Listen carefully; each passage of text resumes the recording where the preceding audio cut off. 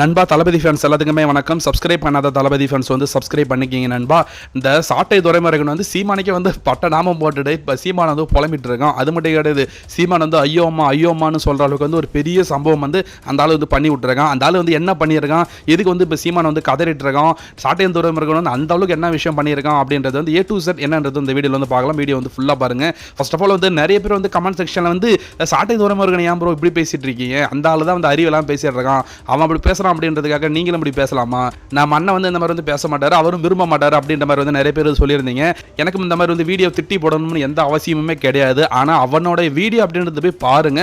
30 நாளும் வந்து தளபதி விஜயை வச்சு மட்டும்தான் வந்து வீடியோ போட்டுட்டு இருக்கான், வேற எதுவுமே வந்து போறது கிடையாது. தினமும் விஜய் வந்து ட்ரோல் பண்ணி தளபதி விஜய் வந்து தப்பு பேசி கெட்ட வாரத்தில் வந்து பேசிட்டு இருக்கான்றது தெரியுமா. தளபதியே வந்து அசிங்கமா திட்டுற அளவுக்கு பண்ணிட்டு இருக்கான். எங்க அண்ணனை வந்து ஒருத்தன் இவ்வளவு கேவலமா திட்டும் போது அதை பார்த்துட்டு இருக்கிற அளவுக்கு நான் கிடையாது. நான் பதிலுக்கு அவனை விட பல மடங்கு திட்ட தான் செய்வேன், அந்த பொட்டையை திட்ட தான் செய்வேன்றதை வந்து ஃபர்ஸ்ட் நான் ஸ்ட்ராங்காக வந்து சொல்லிக்கிறேன். ஸோ அவங்களுடைய லாங்குவேஜ்ல இருந்து அவங்களுக்கு வந்து பதில் கொடுத்தா தான் வந்து அவங்களுக்கு புரியும். அதனால நம்ம இப்படி தான் வந்து பதில் கொடுத்தே ஆகணும். இப்போ இந்த சீமான் விஷயத்தில் வந்து என்ன நடந்திருக்கு அப்படின்னா வந்து சீமானுக்கே தெரியாம வந்து நாம் தமிழர் சார்பாக வந்து நிறைய திரள் நிதி வெளிநாட்டிலிருந்து வந்து நம்ம பொட்டை துரைமுருகன் வந்து வாங்கியிருக்கானா. அது மட்டும் கிடையாது, இப்போ ரீசெண்ட் டேஸில் வந்து சீமானையே வந்து பொட்டை துரைமுருகன் வந்து மதிக்கிறதே கிடையாது.